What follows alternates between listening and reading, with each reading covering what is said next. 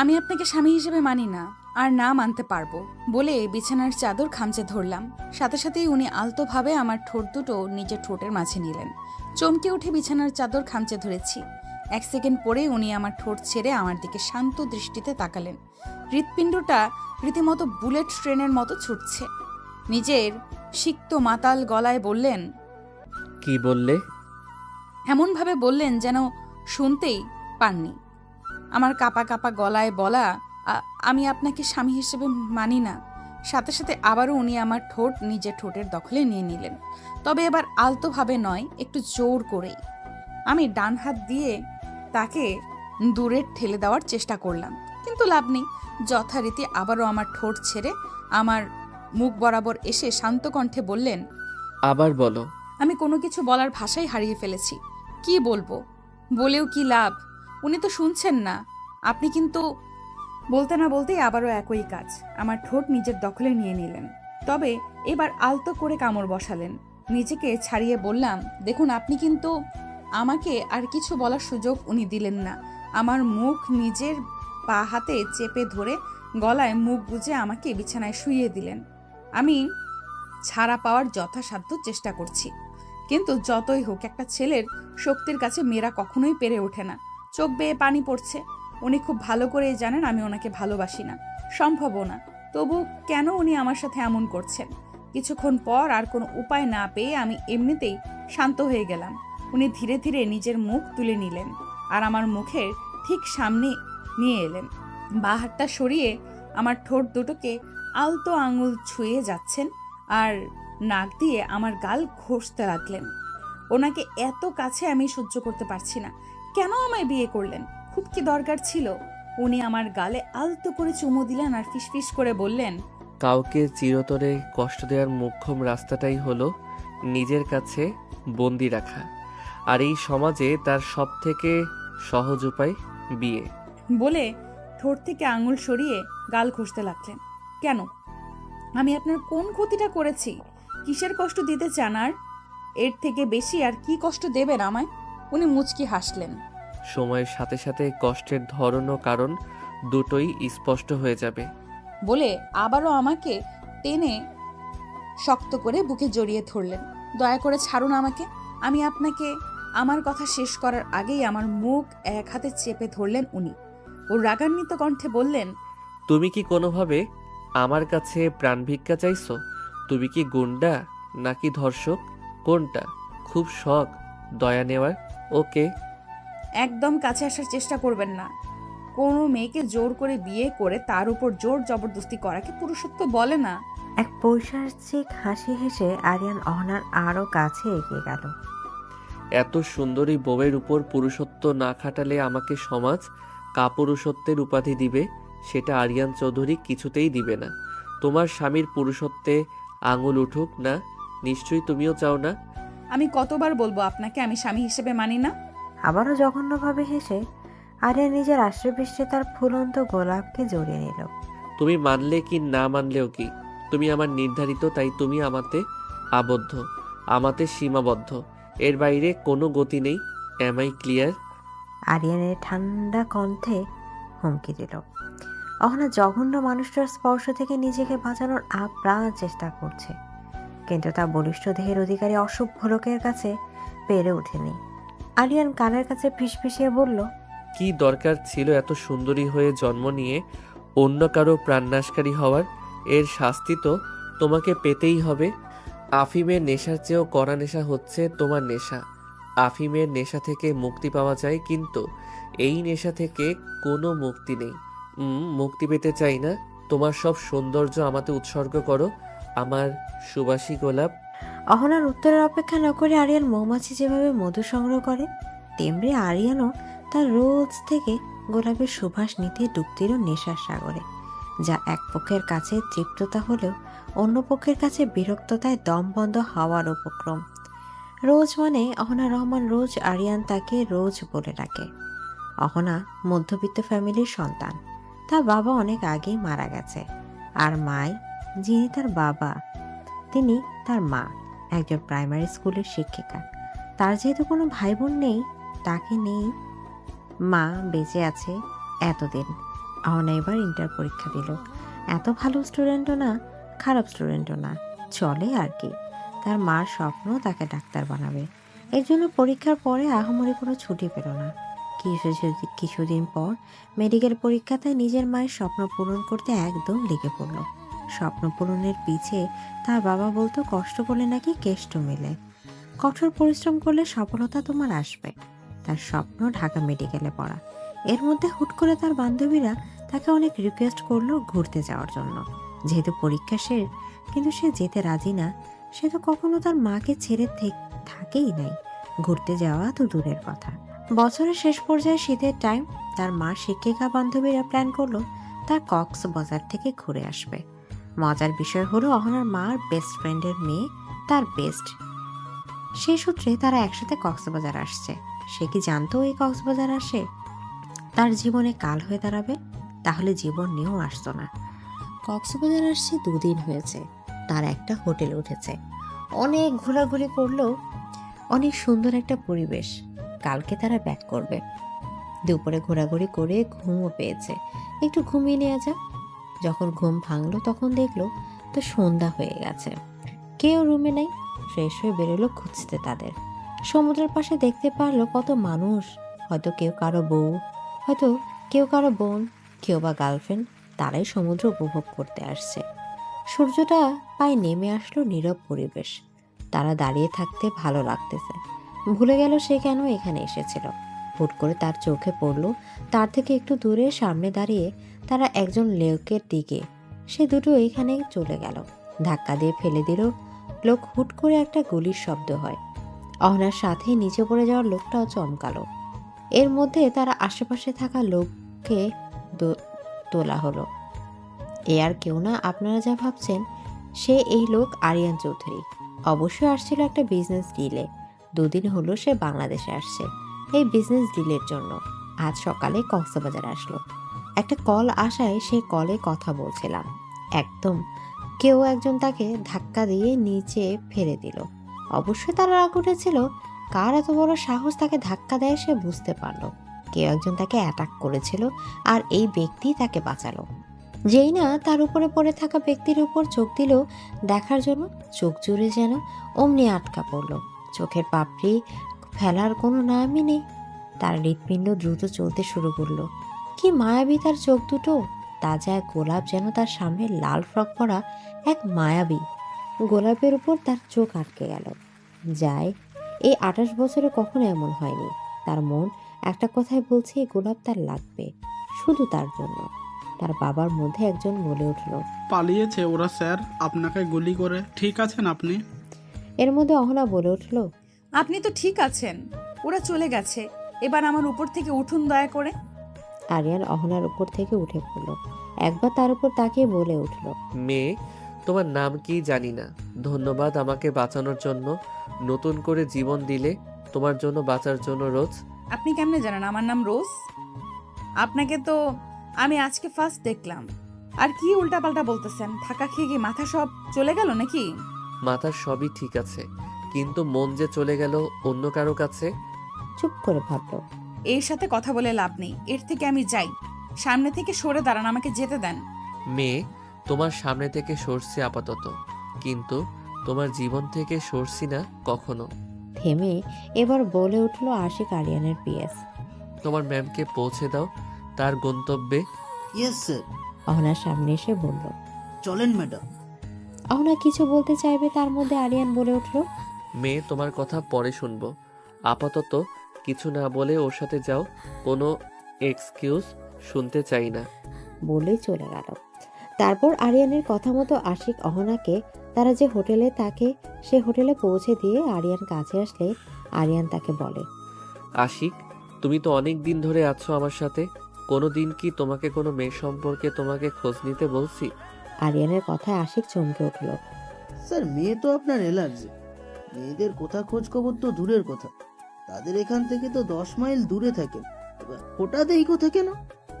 সত্যিকারও খোঁজ নিতে হবে এনে? আশিকের জন্য তোমাকে আমার এত ভালো লাগে কিছু না বলতেই বুঝে যাও। আশিক, এর জন্য তোমাকে আমার এত ভালো লাগে কিছু না বলতেই বুঝে যাও। আমার রোজের সব ডিটেলস চাই আজকের মধ্যে, কানেক্ট করে আমাকে দাও। স্যার, রোজ ম্যাডামের নাম হচ্ছে অহনা রহমান রোজ। ওনার বাবা অনেক আগেই মারা গেছে। ওনার মা হচ্ছে একটি প্রাইমারি স্কুলের টিচার। আর ওনার বাড়ি হচ্ছে সিলেট মৌলভীবাজার। এইবার ইন্টার পরীক্ষা দিছে, এখন মেডিকেল পরীক্ষার জন্য প্রিপারেশন নিচ্ছে।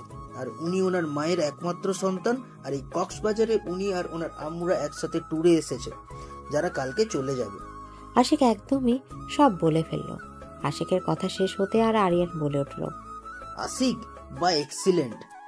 সামনের মাসে আমার পক্ষ থেকে তোমার জন্য একটা ট্যুরের ব্যবস্থা অস্ট্রেলিয়াতে। ইমপ্রেস আমি। আশিক বলে উঠল, থ্যাংক ইউ স্যার।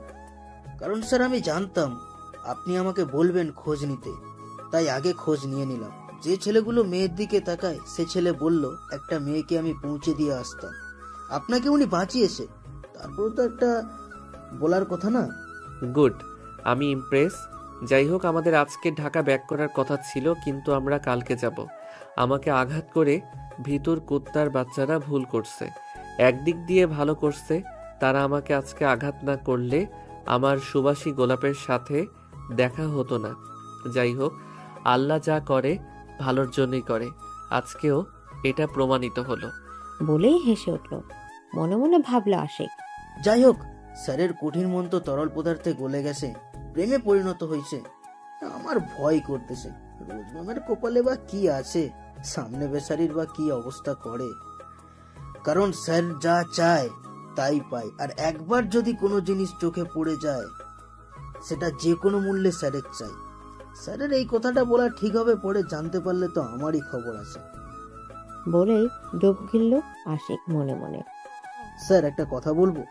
বলো। রোজ ম্যাম একটা ছেলেকে ভালোবাসে, আর ওই ছেলের সাথে ওনার ফ্যামিলি ভাবে বিয়ে কথা হয়ে আছে। আশিকের কথা শুনে আরিয়ান কিছুক্ষণ চুপ করে গেল। চোখ মুখ লাল হয়ে গেছে রাগে। বিয়ে ঠিক হয়ে আছে, বিয়ে তো হয় নাই।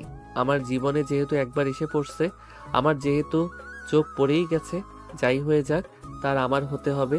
যদি ভালোভাবে না হয়, তারপরও এটা তার জন্য খুব সুখবর হবে না। তাকে আমার চাই যে কোনো মূল্যে, 1-2 দিন না, সারা জীবনের জন্য, মৃত্যুর আগ পর্যন্ত। বলে চলে গেল আরিয়ান। আরিয়ানের কথা শুনে আশিক মনে মনে দোয়া পড়ছে। এদিক দিয়ে অহনার রুমে গিয়ে দেখলো সবাই চলে আসছে। রাইসা অহনার বেস্ট ফ্রেন্ড বলে উঠল, তোরে কত জায়গায় খুঁজলাম, কই চলে গিয়েছিলি? আমি ঘুম থেকে উঠে তোদের কাউকে পেলাম না, তাই সামনে গেছিলাম একটু হাঁটতে। ও আচ্ছা।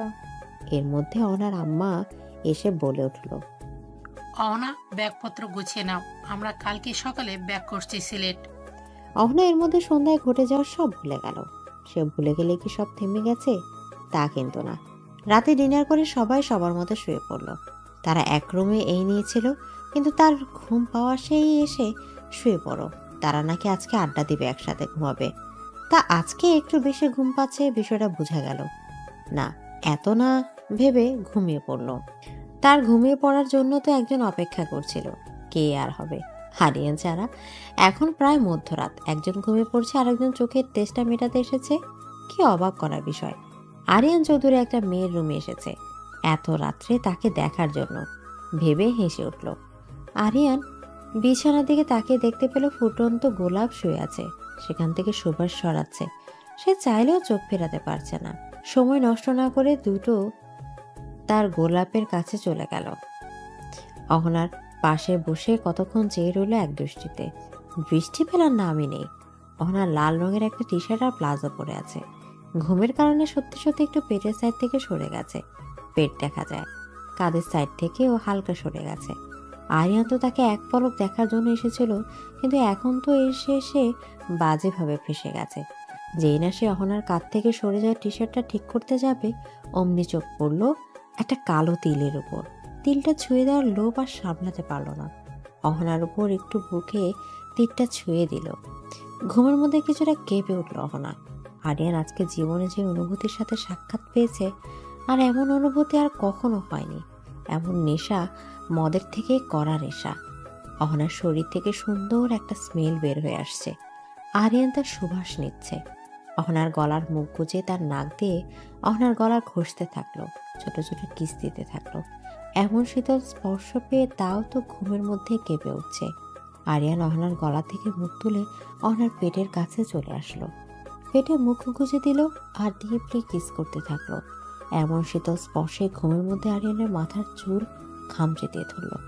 হুট করে ডিপলি কিসের সাথে কামড় দিতে লাগলো। অহনার সাথে সাথে আরিয়ান চুল খামচে দিয়ে ধরছে। এদিকে আরিয়ান মুচকি হেসে বলে উঠল, তোমার অজানা একজনকে মন দিয়ে তুমি ভুল করছো। অবশ্যই সেও ভুল করছে, তার ফল তুমি পাবে। এটা তো কিছুই না, মাত্র সামান্য টিলার। এখন থেকে তোমার ছোঁয়া তো দূরের কথা, তোমার দিকে চোখ তুলে তাকালে তার চোখ তুলে ফেলবো। কারণ তুমি শুধুই আমার। তোমাকে স্পর্শ করার অধিকার আমার, তোমাকে কষ্ট দেওয়ার অধিকার আমার। তোমার জন্য শুধু ডেভিল লাভার খুব দুটো, তোমাকে আমার করে নেব, সেটা তুমি চাও বা না চাও। বলে অহনার কপালে কিস করে চলে গেল। পাখির কিচিয়ে মিচিয়ে অহনার ঘুম ভেঙে গেল।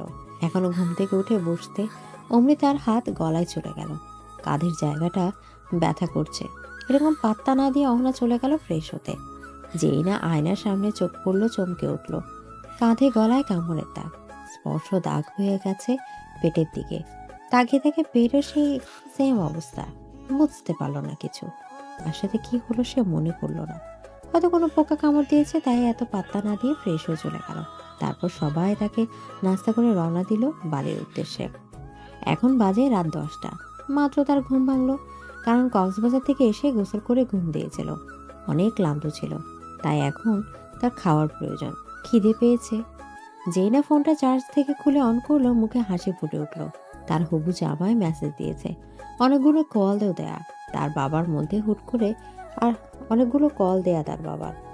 এর মধ্যে হুট করে কল আসলো, সে না ভেবে রিসিভ করলো কল। তুমি এতক্ষণ কই ছিলা? সমস্যা কি? তোমার বাসায় আসছো তো অনেকক্ষণ আগে। এতক্ষণ ছিলা কই? ফোন অফ ছিল কেন? আমাকে টেনশনে কাদাই তো তোমার ভালো লাগে? কথা বলছো না কেন?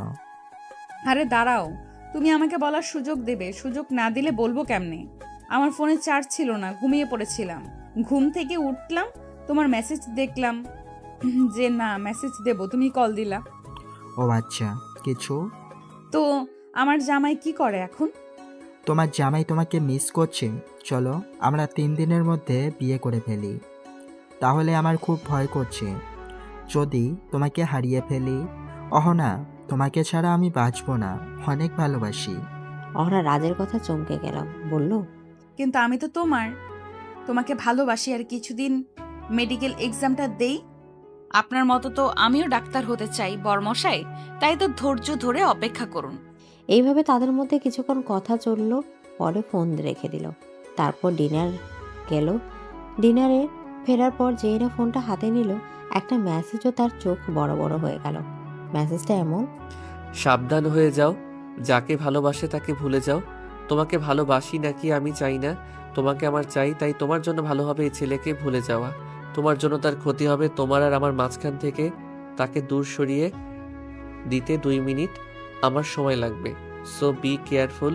সুভাষী গোলাপি। এই মেসেজ পড়ে অহনার রাগে ভয়ে কাঁপছে। শরীর কত আনন্দে ছিল, মনটা খারাপ হয়ে গেল। সারা রাত ঘুম হয় নাই। সকালে চোখ লাগলো। কারো জন্য কারো সময় থেমে থাকে না। আরিয়ানও তার মতো বিজি। সে বিজি অহনার উপর ঠিকই নজর রাখতে ভুলছে না। অহনা আসার পর থেকে আর এসব মনে নেই। তার জীবনও নদী স্রোতের মতো চলতে থাকলো। এতদিনের পরিশ্রম আজকে একটু শান্তি হলো। পরীক্ষা দিলে এখন তো টেনশন রয়ে গেল। রেজাল্ট অবশ্যই ভালো অবশ্যই হবে, কারণ সে পরিশ্রম করেছে। পরিশ্রম কোনোদিন বৃথা যায় না। দেখা যাক কি হয়। পরীক্ষা অবশ্যই তার ভালো হয়েছে। মাথা থেকে অনেক বড় একটা বোঝা নেমেছে। অনেক রিল্যাক্স লাগছে এখন। এর মধ্যে তার আনন্দ লাগছে। সুখবর হচ্ছে তারা রাজের বিয়েটা তার পরীক্ষার জন্য পিছিয়ে দিল। যেহেতু একজন দিয়ে দিয়েছে, ফ্যামিলির সবাই ঠিক করেছে সামনের মাসে 7 তারিখ তাদের বিয়ে হবে। যদিও মোটামুটি আয়োজন করা হবে। তার মার একমাত্র সন্তান সে, তাই সে এখন রেডি হচ্ছে। অনেকদিন ধরে রাজ্যের সাথে দেখা হয় না, আর বিয়ের শপিং করতে যাবে। তাই সে এখন রেডি হচ্ছে। অবশেষে আজকে সুন্দর করে সাজগোজ করছে। যেমন শাড়ি পরলে ঘুরতে গেলে তো মানুষের মনে এমনি ফুরফুর হয়ে যায়। আর যদি হয় পছন্দের মানুষ, তাহলে তো কথাই নেই। তার প্রিয় মানুষ দেওয়ার শাড়িটা আজকে সে পরলো। কপালে একটা কালো টিপ, চোখে কাজল আর ঠোঁটে লিপস্টিক, আর শাড়ির সাথে ম্যাচিং করে চুড়ি আর কানের দুল। একদম আয়নাতে একবার চোখ বুলিয়ে দেখলো কেমন লাগছে। না, খারাপ লাগছে বটে, পরি থেকেও কম লাগছে না। তারপর মার কাছে বলে বের হয়ে পড়ল। নিচে রাজ তার জন্য গাড়ি নিয়ে অপেক্ষা করছে। রাজ বাইক নিয়ে দাঁড়িয়ে আছে। সে কতক্ষণ চেয়ে দেখলো তার রাজকুমারও সুন্দর একটা পাঞ্জাবি পরেছে। দেখতে এত রাজকুমারের মতো লাগছে, মাশাআল্লাহ। রাজু কতক্ষণ তার থেকে দিকে চেয়ে থাকলে কতক্ষণ শুভ দৃষ্টি হলো তাদের। এবার যাওয়া যাক বলে হেসে উঠল দুজন। তারপর ঘুরে ঘুরে করে চলে আসলো শপিং মলে। রাজ সামনে একটা কল আসায় ওই পাশ দিয়ে কথা বলছে। অহনা নিজের মতো করে নিজে হাঁটছে। হঠাৎ করে তার কারোর সাথে ধাক্কা লাগলো। তার হাতে টাকা ফোনটা পড়ে গেল, আর ওই পাশে থাকার ব্যক্তিটির হাতে থাকা কি জানি পড়লো। নিচের দিকে চোখ পড়তে অহনা চমকে উঠলো। পিস্তল সামনে থাকা ব্যক্তির উপর চোখ পড়তে চমকে উঠলো। কিন্তু সে ব্যক্তি কক্সবাজার যাকে বাঁচিয়েছিল তাকে অবশেষে টিভিতে অনেকবার দেখেছে। বাংলাদেশের টপ বিজনেসম্যানের মধ্যে একজন। মেয়েরা অবশ্যই আরিয়ান বলতে পাগল। তার কিছু বান্ধবী আছে, তার তো নিজস্ব পুরুষ আছে। অন্য পুরুষের দিকে তাকানোর কোনো ইচ্ছা নেই। তার মধ্যে আরিয়ান পিস্তল হাতে নিয়ে নিল। একটু কাছে এসে বলল, তুমি এখানে? এর মধ্যে উঠল মনের ভয়। ভয় রেখে ভেতরে সেটা প্রকাশ করলো না। আপনার হাতে পিস্তল, আপনি কি সন্ত্রাসী নাকি? জানতাম আপনি বিজনেস করেন, কিন্তু সন্ত্রাসীও করেন। মাই গড, কাকে খুন করতে আসছেন? আমি একজন সফল বিজনেসম্যান, এটা সবাই জানে। আমি একজন মাফিয়া, এটা অনেকেই জানে, যেটা তুমি জানতে না। জেনে নাও, যেখানে বড় বড় মাফিয়ারা, এমপি, মন্ত্রীরা আমার সামনে কথা বলতো তাদের ভয়ে কাঁপে, সেখানে দেখো তুমি চোখের উপর চোখ রেখে কিভাবে কথা বলছো। কত সহজে ভাবা যায়। অবশ্য তুমি না বললে কে বলবে? আমার উপর তো সব থেকে বেশি তোমারই অধিকার। একটা কথা মনে রাখবে, তুমি শুধু আমার, সেটা তুমি চাও বা না চাও। তুমি আমার হবে, এটা যত তাড়াতাড়ি মেনে নেবে তোমারই মঙ্গল। বলে অহনার কাছে চলে আসলো। তার নিঃশ্বাস অহনার মুখে পড়ছে। অহনার অনেক অস্থির লাগছে। কোনো ছেলে তার কাছে এতটা কাছে আসে নাই, রাজও না। কত মায়ের বুক খালি করছেন? আপনি কে বা কি আমার জানার দরকার নাই। আর আপনি সরে দাঁড়ান আমার সামনে থেকে। আমি যাব, আমার জন্য আমার হবু হাজবেন্ড অপেক্ষা করতেছে। অবশ্যই আমাদের কিছুদিনের মধ্যে বিয়ে হয়ে যাবে। আজকে আমরা শপিং করতে আসছি। বিয়ে এখন যদি আপনি সব ফালতু কথা না বলতেন খুশি হতাম। আপনার লেভেল কাউকে খুঁজে নিয়ে আপনি বিয়ে করে ফেলেন। আমি আপনার লেভেলের না ব্রো। বলেই চলে যেতে চাইল, কিন্তু পারল না। এর আগে আরিয়ান তাকে হিসকা টান দিয়ে দেয়ালের সাথে মিশিয়ে নিল। যদিও জায়গাটা নিরিবিলি, এখানে বেশি মানুষ আসা যাওয়া করে না। আরিয়ান অহনা দুই হাত চেপে ধরে রাগী সুরে বলে উঠল, আমি তোর কোন জন্মের ভাই? হ্যাঁ, না করলাম না ওই ছেলের কথা মাথা থেকে নামিয়ে ফেলতে? ভালো কথা কানে যায় না? আমি কি করতে পারি তোর কোনো আইডিয়াই নেই। আমাকে যতটা ভালো দেখতেছিস আমি ততটা ভালো না। আমার খারাপ রূপটা যদি তোকে দেখাই তোর আত্মা কেঁপে উঠবে। সো আমাকে রাগাস না, সব ধ্বংস করে দিব। তুই আমার না হলে কারণ না। কে আপনি? আমার উপর আপনার কোনো অধিকার নেই। কোন অধিকার ফলাতে চাচ্ছেন আপনি?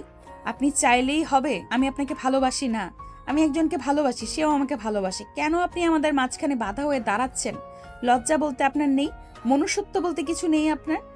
আপনার যা মন চায় আপনি করেন। আমি রাজকেই ভালোবাসি, তাকেই বিয়ে করব, আপনাকে মরে গেলেও না। এদিকে আরিয়ান ভয়ঙ্কর ভাবে হেসে উঠল। আরিয়ানের এমন হাসির শব্দে কিছুটা চমকালো এবং ভয় পেয়ে কিন্তু সেটা প্রকাশ করলো না। আরিয়ান অহনাকে কিছুক্ষণ দেখে একটু কাছে এসে অহনার সামনে থাকা চুলগুলো গুজিয়ে দিল কানে। ফিসফিস করে বলে উঠল, মেয়ে, তুমি বোকা। তুমি নিজের ইচ্ছাতে আমার কাছে এসেছো। আমার 28 বছর ঘুমিয়ে থাকা মনকে তুমি জাগিয়েছ, হয়তো অনিচ্ছায়, আই ডোন্ট কেয়ার। কিন্তু তুমি এসেছো নিজের ইচ্ছায় আমার কাছে। আমার এই জীবন থাকতে তোমার কোনো মুক্তি নেই।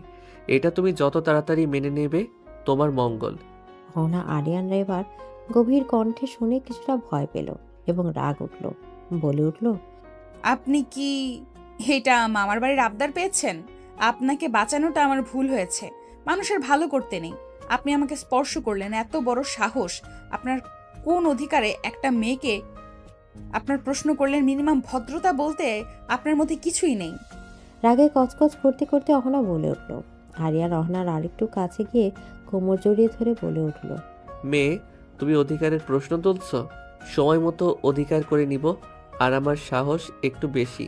আমি আরো অনেক কিছু করতে পারি। থাক, আর কিছু নাই করলাম। অসভ্য লোক, ছাড়ুন আমাকে। মেয়ে, আমাকে তুমি অসভ্য বললে?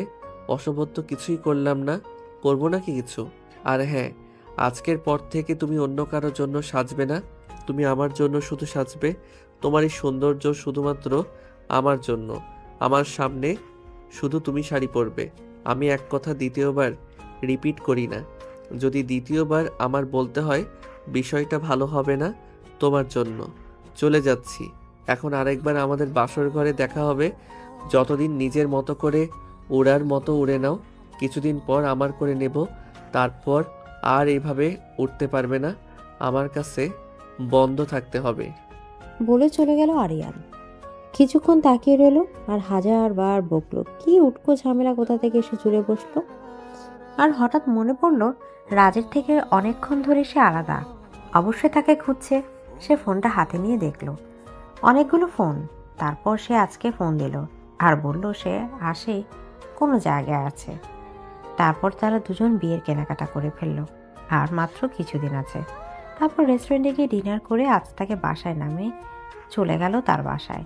মনা বাসে এসে ফ্রেশ হয়ে তার মাকে দেখানো শপিংগুলো, তারপর ঘুমিয়ে পড়ল। এভাবে আনন্দে দিনগুলো কেটে গেল। সময় কারোর জন্য থেমে থাকে না। তেমনি কোনো কিছু আরিয়ানের কথাগুলো তার মনে থাকলেও সেগুলো পাত্তা দেয় না, কারণ আর মাত্র 2 দিন, তারপর এসে তার প্রিয় মানুষের হয়ে যাবে। আজকে মেহেদি অনুষ্ঠান মোটামুটি আয়োজন করা হয়েছে। বিয়েবাড়ির সবাই খুশি, বউ নিজেও খুশি। এই খুশি কি টিকবে? মেহেদি আর্টিস্ট সুন্দর করে তার 2 হাতে মেহেদি পরিয়ে দিল। এভাবেই আনন্দের রাত কেটে গেল। দেখতে দেখতে কিভাবে যেন সময় চলে গেল।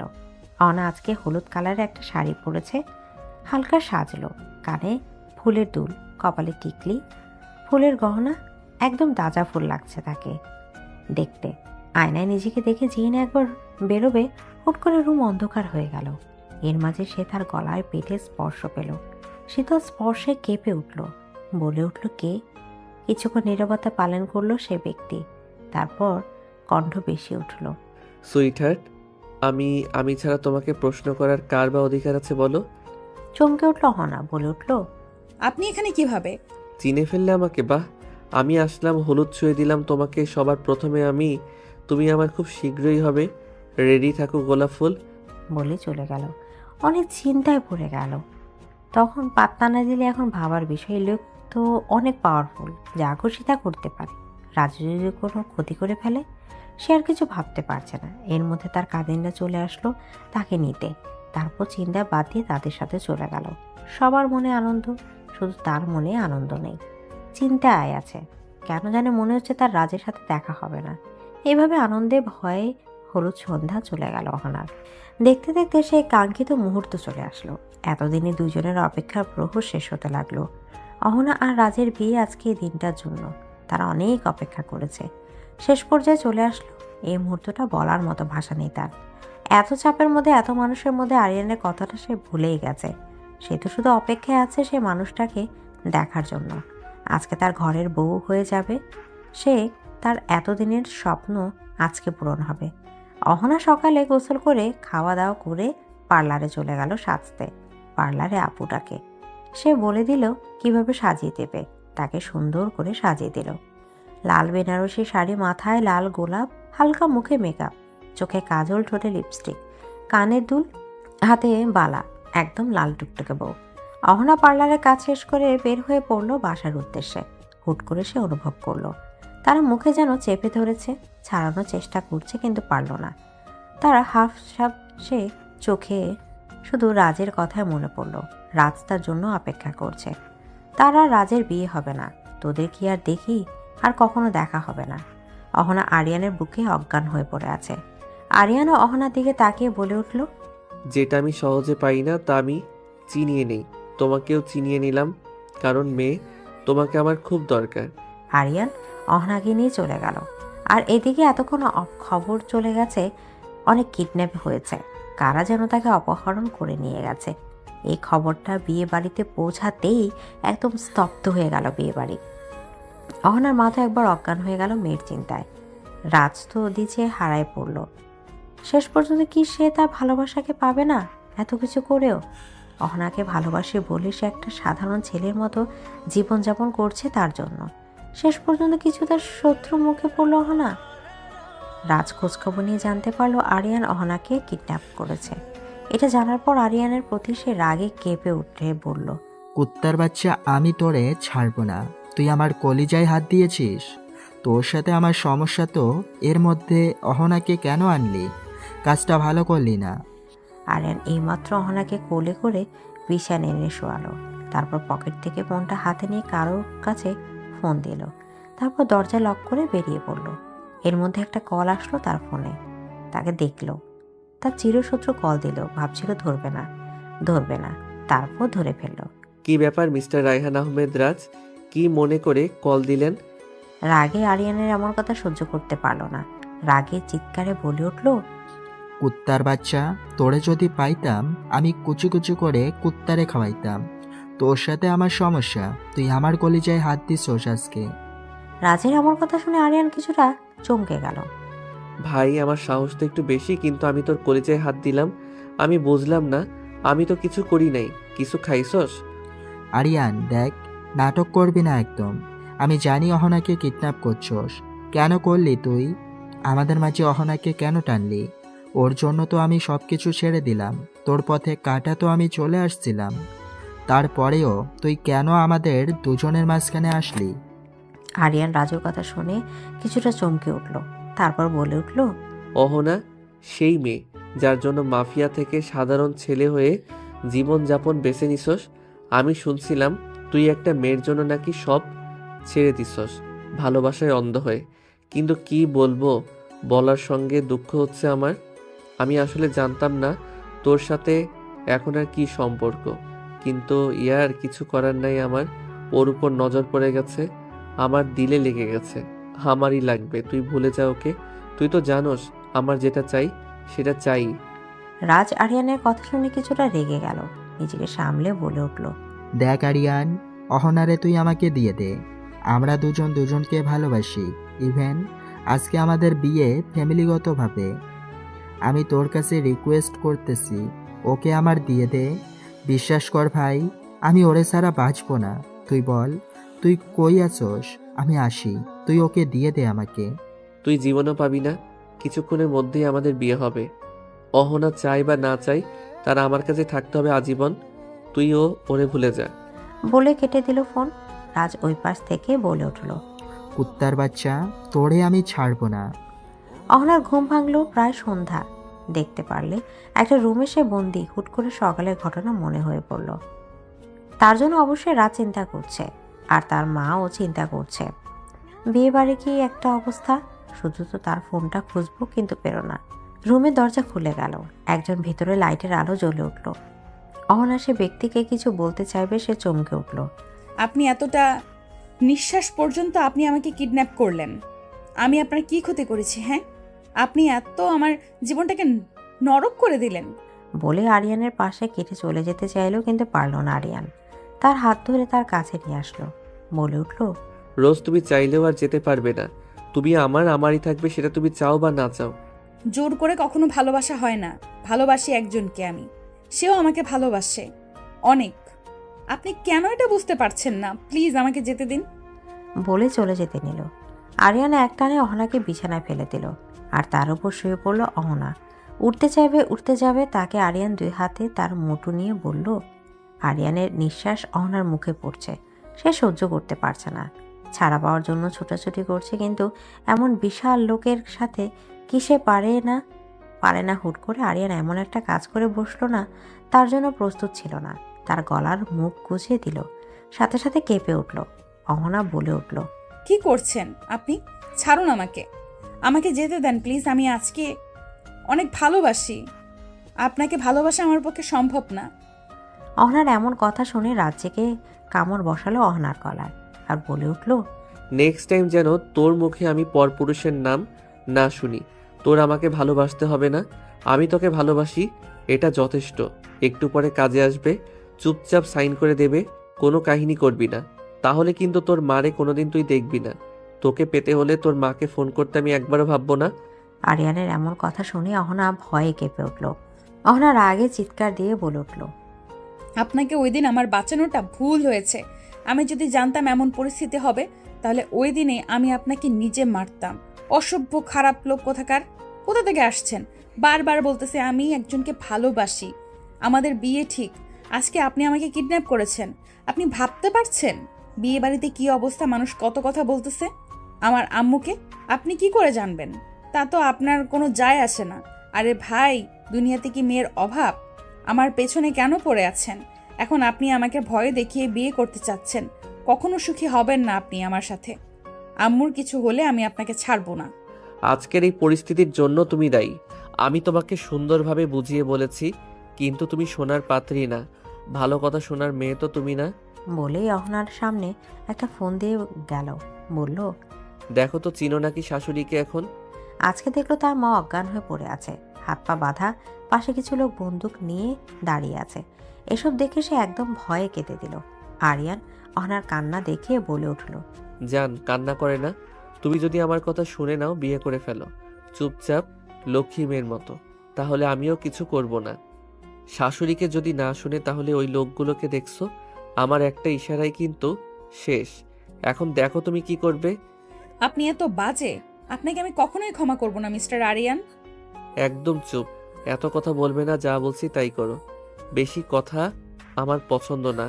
কাজী এখন এই আসবে, চুপচাপ সাইন এবং কবুল বলে দিবে। নিচে গিয়ে কোনো কাহিনী করবা না, তাহলে কিন্তু তোমার মাকে কোনোদিন পাবা না জীবিত।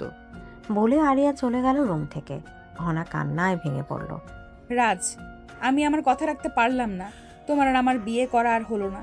তুমি কি আমাকে ভুল বুঝবে, নাকি তুমি আমাকে বুঝবেই না? আমি জানি না। আমি তোমাকে ভালোবেসে যাব সারা জীবন।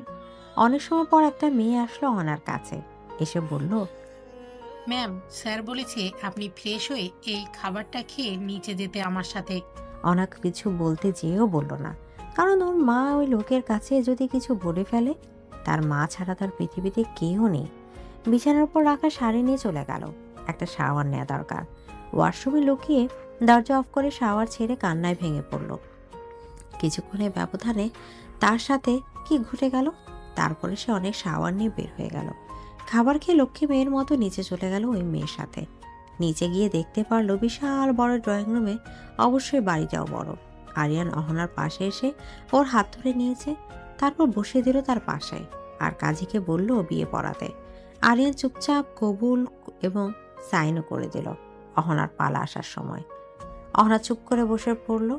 অহনার এমন কাণ্ড দেখে আরিয়ানের রাগ উঠল। অহনার কানে ফিস ফিস করে বলে উঠল, আমাকে রাগিও না, চুপচাপ সেন্ড করে দাও। ভুলে যেও না তোমার মা আমার কাছে। অহনার চোখ দিয়ে টপটপ করে পানি পড়তে শুরু করলো। চুপচাপ সাইন এবং কবুল বলে দিল। কবুল বলার সময় তার গলাটা ধরে আসছিল। তারপর সে এক মুহূর্ত রইল না, উপরের রুমে চলে আসলো। তারপরে ঘটনা তো আপনারা জানেনই। সকালে পাখির কিচিমিচি আওয়াজে ঘুম ভেঙে গেল অহনার। অনুভব করলো কে যেন তাকে সাপের মতো জড়িয়ে আছে। সাথে সাথে তাকিয়ে দেখল অসভ্য লোক তাকে জড়িয়ে আছে। দেখে তার রাগে শরীরটা জ্বলে যাচ্ছে।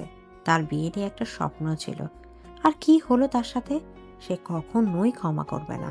আর তার সাথে কালকে কি অমানবিক ব্যবহারটা করলো। হঠাৎ করে এসে ভিজা স্পর্শ অনুভব করলো তার গলায়। এদিকে সকাল হয়েছে, কথা বলছে পাখি, বলছে সূর্য, বলছে আকাশ। সব প্রমাণ নিয়ে সূর্য মামা যখন পূর্ব আকাশে উকি দেয়, তখন রোজ এর চোখ জলকানির রোদ এসে পড়ে। রোজ লড়তে গেলেই ব্যথা অনুভব করে। রোজ এপাশে ফিরতে আরিয়ানকে দেখতে পারে। রোদের আলো মুখে পড়ছে, কি সুন্দর দেখা যাচ্ছে। এটা বুঝি তার স্বামী? কিন্তু সে খুশি হতে পারলে না। তার সাথে যা হলো, যা করলো, এ লোক কখনো তাকে ক্ষমা করতে পারবে না। জানি না তার সাথে কিভাবে মানিয়ে নিব। চাইলে সে যেতে পারবে না পালিয়ে। পালানোর কোনো অপশন নাই। যে জায়গা যাক না কেন তাকে খুঁজে বের করে ফেলবে। ওর এসব ভাবার মধ্যে তার গলায় ভেজা অনুভব করলো। আমাকে দেখছিলে বুঝি? আমি তো তোমারই বর, লুকিয়ে দেখার কি আছে? আবার বলো আমাকে বর হিসেবে মানো না। আপনার সাথে কথা বলতে আমার গা ঘিন ঘিন করে। কপাল আমার, কি হওয়ার কথা ছিল কি হলো। আপনি যতই জোর করে স্বামীর অধিকার পালন করেন না কেন, আমি মন থেকে আপনাকে কখনো স্বামী হিসেবে মানতে পারবো না। আমি একজনকে ভালোবাসি, আমি তাকে ভালোবেসে যাব। আমি জানি এখনো যদি ফিরে যাই, সে আমাকে গ্রহণ করবে। হয়তো সে আমাকে পাগলের মতো খুঁজতেছে। আপনার জন্য সব ধ্বংস হয়ে গেছে। আপনাকে আমি কখনোই ক্ষমা করব না। রোজ এর এমন কথা শুনে আরিয়ান রেগে নিজের সাথে আরো মিশিয়ে নিল। তার বলে উঠল, তোমার মন পাওয়ার আমার দরকার নাই। বিদেশও তো হয়েছে, একদিন না একদিন মনে এমনি আমাকে দিবে। তুমি আমার দলিল করার সম্পত্তি। এখন সে অন্য কারোর নাম মুখে নিবা না। নেক্সট টাইম বিষয়টা ভালো হবে না। আমাকে রাগিও না, ধ্বংস করে দিব সব। বলে চলে গেল ফ্রেশ হতে। রোজ ভাবলো, যেভাবে শুধু নিজেকে কষ্ট দিয়ে লাভ নেই, যা হয়েছে তা মেনে নিতে হবে। কিছু করার নেই, চাইলেও পারছে না আরিয়ানের সাথে এসে, কোনোভাবে পারবে না, না ক্ষমতায় না অন্যভাবে। অন্যভাবে তাকে আগলে রাখলেও ক্ষতি করে দেবে, খুন করতেও পিছাবে না। সবার ভালোবাসা তার পূর্ণতা হয় না, তাদের ভালোবাসার অপূর্ণতা রয়ে গেল। দূর থেকে দেখে যাবে মানুষটা ভালো আছে, তাতেই শান্তি।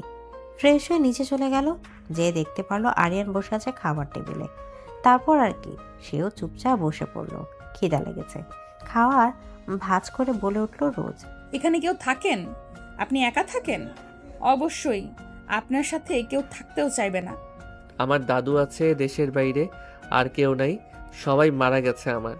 আমার বাবা মা কার অ্যাক্সিডেন্টে মারা যায় অনেক বছর আগে। শুরু থেকে আমার দাদু আমাকে মানুষ করেছে, যদিও তোমার মতো অমানুষ করেছে, তাও তিনিই করেছে আমাকে। ওনার জন্য আমি বেঁচে আছি। তোমার তো মেডিকেলের রেজাল্ট দিয়েছে, দেখেছো?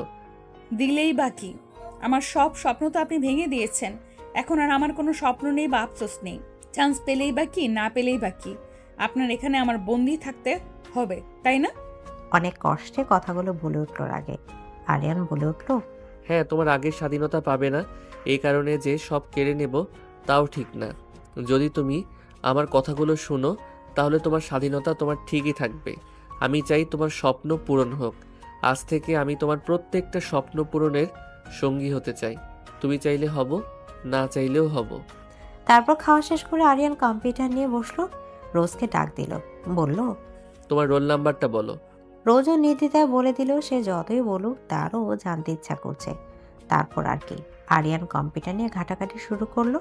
আর এদিক দিয়ে রোজের তো অবস্থা খারাপ টেনশনে। কিছুক্ষণ পর আরিয়ান বলে উঠল রোল নাম্বারটা আবার দিতে। রোজ আবার বলল। আরিয়ান বলে উঠল, কিছুক্ষণ নীরব থেকে, রোজ, তুমি তো চান্স পাও নাই।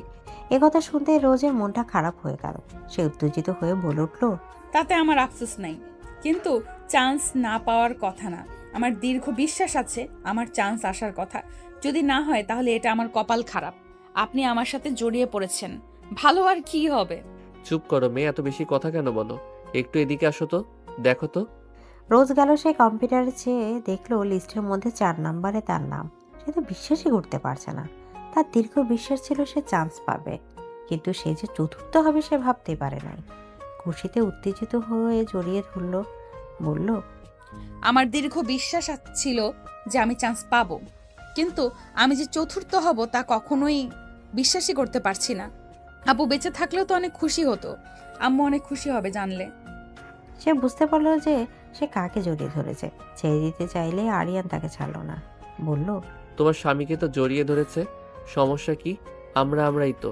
আরিয়ান চৌধুরীর ওয়াইফ, ভবিষ্যৎ ডাক্তার। বাহ, আমি খুন করব, আমার বউ চিকিৎসা করবে। আমার তো খায়া কাজ নেই, আমি খুনিদের চিকিৎসা করব। এভাবে ঝগড়া খুনসুটির মধ্যে তাদের দিন চলে গেল। রোজও ঢাকা মেডিকেলে ভর্তি হয়েছে, 3 মাস হচ্ছে। এর মধ্যে যদিও তাদের সম্পর্কটা সেরকম স্বাভাবিক হয়নি। কি চাই? আরিয়ান আচমকা তাকে জড়িয়ে ধরল রোজকে। ঘাড়ে নাক ঘষতে ঘষতে বলল, তোমাকে চাই। গরমের মধ্যে আগুনের তাপ অতিষ্ঠ রোজ, শরীরের ঘাম জমেছে। এর মধ্যে অসভ্য মাস্তান লোকে জড়িয়ে ধরাতে শরীর থেকে আগুন বের হচ্ছে। লোকটা দুষ্টুমি বাড়ছে। বাড়িতে কত লোক, কেউ যদি এসে যায়। রাগে দুঃখে ফুসফুস করে উঠল রোজ, যা দেখে আরিয়ানের সরল প্রশ্ন, রাগ করছো কেন গোলাপ ফুল? বউকেই তো একটু জড়িয়ে ধরেছি। দাঁত খটমট করে উঠল রোজ। এক ঝটিকে আরিয়ান কে ছাড়িয়ে দিতে চাইল, কিন্তু এতে আরিয়ান আরো চাপড়ে ধরল। সুখ দিতে না পেরে মেয়েটা রাগে জ্বলে উঠল। চিবিয়ে চিবিয়ে বলল, বিয়ে করেছেন বলেই যে সারাক্ষণ কাছে এসে ঘেঁষাঘেঁষি করবে, ওই চিন্তা বাদ দেন। অসভ্য লোক, সরে দাঁড়ান। সরবো কেন? মানুষ বিয়ে করেই তো সারাক্ষণ বউয়ের সঙ্গে ঘেঁষাঘেঁষি করার জন্য। আমি করলে দোষ কি? আমাকে কি তোমার হাউন আঙ্কেল মনে হয়? রোজ হতবাক বাক্যহারা। রান্না করছে গরমের মধ্যে দাঁড়িয়ে, হাতে কত কাজ। এর মধ্যে লোকটা জড়াজড়িতে চরম বিরক্ত মেয়েটা। তামাটে মুখে কিছুক্ষণ পর চিৎকার দিয়ে ছ্যাঁত কণ্ঠে শুধালো। ছাড়ুন, আমার গরম লাগছে। আরিয়ান চৌধুরী তাকে ছাড়ল না, বরং তার বাঁধন আরো শক্ত হলো। বিরক্তিতে হতবুদ্ধ রোজ, নাক দিয়ে ফুসফুস করছে সে। এতে আরিয়ানের দুষ্টুমি গাঢ় হলো। বউকে আর একটু রাগিয়ে দিতে আচমকা ঠোঁট ছুঁয়ে দিল ঘাড়ে।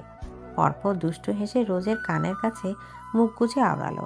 তোমার উড়ু উড়ু দুষ্টু নিঃশ্বাসের শব্দে ঘন্টা বাজে আমার মনে। গোলাপি ঠোঁটে ওই কোমল হাসি, মধ্যাহ্নের রোদে বাজে প্রেমের কাহিনী শশী। ওই মিষ্টি ঝিলমিল জলে উজান বয়ে যায় মনে।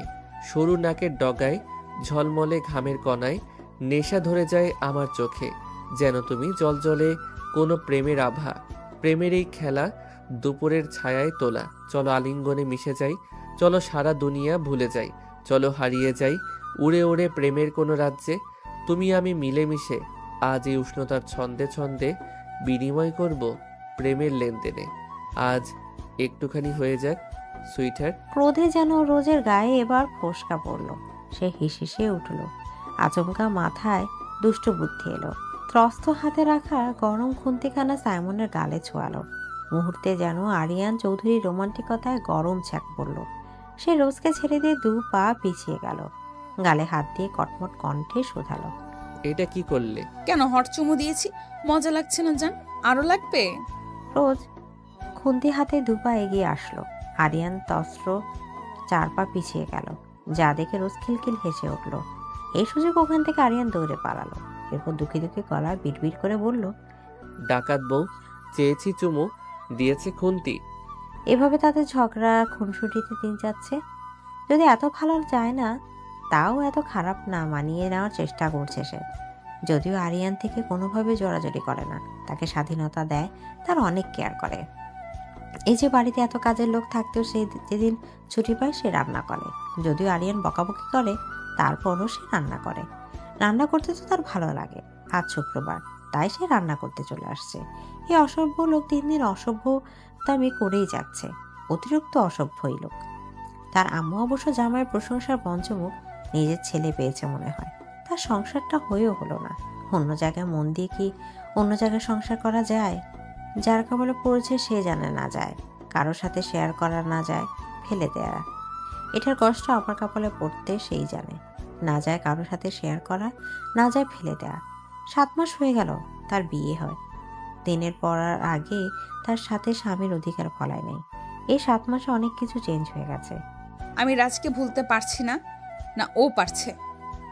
অবশ্যই আজ আমার সাথে যোগাযোগ করার অনেক চেষ্টা করেছে, আমাকে ফিরিয়ে নেওয়ার চেষ্টা করেছে। আমি আবেগ দিয়ে ভাবলেও একবার পরে বিবেক দিয়ে ভাবলাম, যা হওয়ার হয়ে গেছে। আল্লাহ তাআলার কাছে চাইছে বলেই আমি তার না আজকে। হয়তো ওদিন কলেজ থেকে আসার সময় রাজের সাথে দেখা হয়ে গেল। আরিয়ান থেকে মাঝে মাঝে নিয়ে আসতো। প্রতিদিনের মতো সেই নিজের মতো কলেজ থেকে বের হয়ে বাসার উদ্দেশ্যে রওনা দিল। আসাফকা রাস্তার সামনে এসে পড়ল এবং তাকে জড়িয়ে ধরতে বুঝতে পারল না কি হলো। সেও আজকে জড়িয়ে ধরল। রোজ, কেমন আছো তুমি? কান্না কণ্ঠে বলে উঠল, তোমাকে অনেক মিস করি। আমাদের সাধারণ সংসারটা ভেঙে গেল। তুমি আমার সাথে চলো, আমরা নতুন করে সব শুরু করব। এখান থেকে অনেক দূরে চলে যাব। প্লিজ চলো, তোমাকে ছাড়া আমি বাঁচতে পারবো না। রোজের বলার মতো কোনো ভাষা নেই। কি বলবে? এসব চিন্তা ভাবনা করে বলল, তা হয় না রাজ। আমাদের এক সময় একটা সম্পর্ক ছিল, এখন আমি বিবাহিত। যা হওয়ার হয়ে গেছে। দুঃস্বপ্ন মনে করে ভুলে যাও। তুমি অন্য কাউকে বিয়ে করে নাও। রাজ বিশ্বাস করতে পারছে না যে রোজ এরকম কথা বলবে। সে বলে উঠল, আমি জানি তুমি আরিয়ানের সাথে ভালো নেই। আরিয়ান আমার সাথে শত্রুতা দেখিয়ে তোমাকে বিয়ে করেছে শুধুমাত্র আমাকে কষ্ট দেওয়ার জন্য। আমি সব কিছু ছেড়ে তোমার কাছে চলে এসেছিলাম, কিন্তু কি লাভ হলো বলো? আমার সবচেয়ে বড় জিনিস কেড়ে নিল। তোমাকে ছাড়া যে আমি নিঃস্ব। রাজকে রোজ এক ঝটকে নিজ থেকে আলাদা করে দিল। বলে উঠল, যাই হয়েছে, আমাকে ভুলে যাও। আমিও তোমাকে ভোলার চেষ্টা করছি। ভালো থাকো। বলেই চলে গেল। তারপর সে বাসায় চলে আসলো। কিছুক্ষণ পর আরিয়ান বাসায় আসলো। কিছুক্ষণ নীরব থেকে বলে উঠল, ভালো লেগেছে না পুরনো প্রেমিকের সাথে সময় কাটিয়ে? আপনি কি বলতে চাচ্ছেন? আরিয়ান এক ঝটকায় রোজের কাছে এসে জাপটে ধরে বলে উঠল, বুঝোস না কি বলি? তুই আমার সম্পত্তি। তোকে টাচ করা শুধু দিকের আমার রাজ তোকে জড়িয়ে ধরলো কিভাবে দিলি কেন তুইও কিভাবে জড়িয়ে ধরিস? এত বড় সাহস তুই কই পাস? আরিয়ান যেভাবে রোজকে জাপটে ধরেছে, বেচারি তো মরে মরে অবস্থা। বহু কষ্টে বলে উঠল। ছাড়ুন আমাকে, লাগছে আমার। আরিয়ান বলে উঠল। আমি ধরলেই তোর লাগে তাই না? রাত যখন ধরেছিল তখন তো লাগে না? আমি কাছে আসলে তোর শুধু সমস্যা, যত ছটফট। আমি আসলেই, তোর পুরনো নাগর আসলে ভালোবাসা উতলায় যায়। আরিয়ানের এমন কথা শুনে রোজের গা জ্বলে উঠল। রাগে বলে উঠল। আপনার থেকে রাজ হাজার গুণে ভালো। আপনি একটা অমানুষ, সাইকো। আমার সাথে কেউ থাকতে পারে না। আমি মানিয়ে নেওয়ার চেষ্টা করছি, কিন্তু না, অপরাধ করেছেন আমাদের মাঝে এসে। তারপরেও এত বড় বড় কথা। আপনি এসে আমাদের দুজনের জীবনটা একদম তছনছ করে দিয়েছেন।